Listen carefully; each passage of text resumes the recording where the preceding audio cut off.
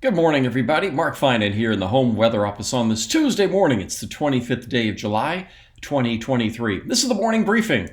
I give you a little update on what you can expect weather-wise today and a few other things that may be going on to impact your day. And as I look out the window the morning of the home weather office this morning, it's a nice day. Looks nice. It's a little bit warmer than yesterday by a couple of degrees.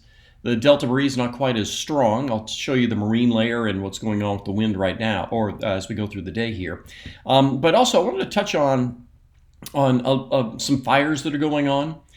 They're small right now, but that is also one thing that I'll be doing in the morning briefing here as we get into the meat of the fire season later on when there are big fires going on. I can give you some detailed information about what we can expect with that fire, what's going on with fire behavior. But really, everything is relatively quiet right now, but I did want to point out this fire that's going on. This is called the Wonder Fire. This started yesterday afternoon around 3 o'clock. In the area near Shasta Lake. And the thing I wanted to point out here is the morning update from CAL FIRE was this is 100 acres. So it's not a big fire. But what I wanted to point out was that the smoke plume here, look how the smoke is coming down the valley. So here's where the fire is, and then you can see the smoke plume with the morning winds coming down the valley. So Redding actually is getting into a good amount of the smoke. So I know it's tough to tell, but this is Shasta Lake right in here. And so this is burning on the south shore of Shasta Lake, just to the west of I-5. And there are some, I-5 itself is open, but there are some off-ramps that are closed just on the south shore of the lake there. But the thing is that the wind is coming down the valley. And so that smoke is impacting areas like Redding. By the time it gets down to Red Bluff, it kind of dissipates. And by the time you get down toward Butte County, that smoke is really dissipated. But what will happen during the day today is, and we talk about these diurnal shifts of the wind, is that wind will shift back around from the south. So the air quality in Redding will improve greatly as that wind shifts around. Also, you would expect that what happened during the day yesterday is the wind was out of the south and southeast, so it pushed the fire itself up a hill. And then during the night, it's kind of pushing back down on itself. And with that wind shift, you'll see CAL FIRE and the other agencies working on it get a good handle on that fire during the day today. So, like I said, 100 acres as of first thing this morning. But I wanted to point out that smoke plume, and we'll get a diurnal shift in the winds. This is the overnight wind, that downslope wind. And then during the next couple of hours, that wind will shift back up. The other thing I'll point out here on the satellite is the marine layer. There is some. Yeah, there's a little bit here and there, but it's not the greatest. This is more than we had yesterday afternoon. And if you do look at the marine layer itself with the forward profiler, man, the marine layer really got squashed. So yesterday, it was up here around 1,200 feet. And then look at what happened. This is late yesterday afternoon. It really got scoured away from the coast, a very thin marine layer, and then trying to rebuild. I think this is going to be temporary. We will likely see the marine layer rebuild over the next few days, and with that and an onshore breeze, we'll be in pretty good shape. All right, let's take a look. I want to point out something here on talk about models. So I'm going to show you the 0Z run from last night. Now, let me explain just a little bit. All right, so what I want to point out here is differences in model runs. What I'm showing you here is the model called the GFS. And I show you this model because this model goes out more than 2 weeks.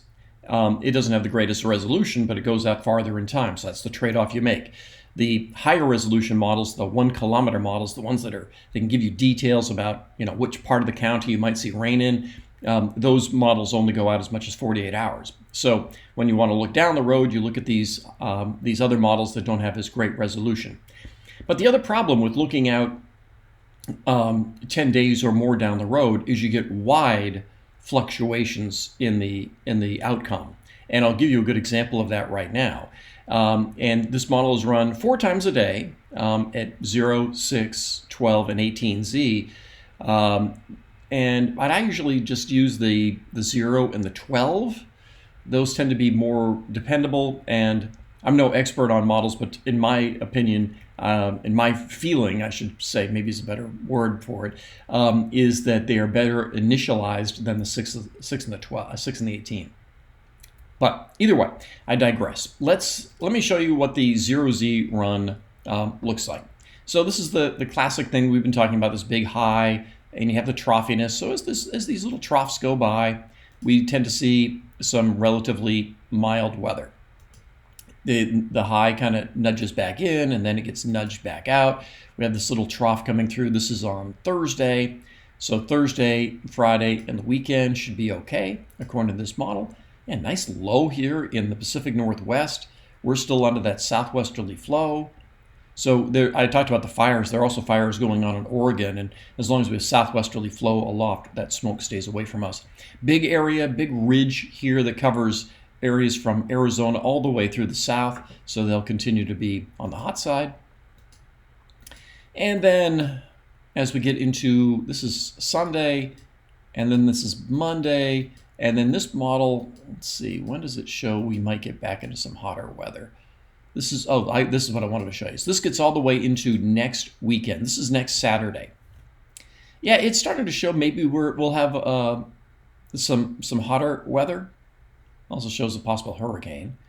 But it really depends on this relationship between this trough and this high. So that's the 0Z run.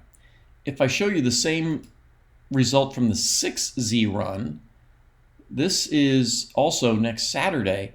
Big difference. That low is way off the coast. The high is centered over us. And in this time frame, this model, this is all the way to, let's see, this is Sunday. So this is a week from Sunday. This is August the 6th. This would be a very hot pattern for us. But let's see, the other model, the 0Z run, that's warm. Maybe it's 100 degrees, but this model would be 110 or 12. So I wanted to show you that because this is the sort of thing that we look at all the time. And you don't make a forecast, especially an extended forecast, based on just one model run. You just can't look at a snapshot from one model and say, okay, that's the forecast I'm going with. So that 6Z run that I showed you, and I look at it just to kind of maybe get an idea of what that first weekend in August might be like, because eventually we'll be forecasting for that. But you want to have some confidence when you get to that. So that's why, that model I just showed you that could show some extreme heat for California and all of the West. Eventually that'll either be the consensus of the model runs or it'll be the outlier. And it will be discounted. So that's the kind of thing that we look at, especially beyond 10 days. But in the meantime, the next 7 days look pretty mild. There may be a couple of days here and there that the temperature pushes up to 98 to 100 like today, but other days will be more like 92 to 95 in the valley and corresponding temperatures in the foothills and Sierra. So it looks like we're going to close out the month of July with some pretty mild weather and maybe even get into the early part of August with relatively mild weather. But we still have maybe another 6-7 weeks of potential heat, real heat on the way. We got to get to about mid-September before you really can take the lid off the 105 pluses. So we'll see how that goes. In the meantime, that's everything I've got for you this morning. Enjoy the day. Make it a great one. I'll be on the news tonight at 4, 5, 6, 7, 10, and 11. So I'll talk with you later.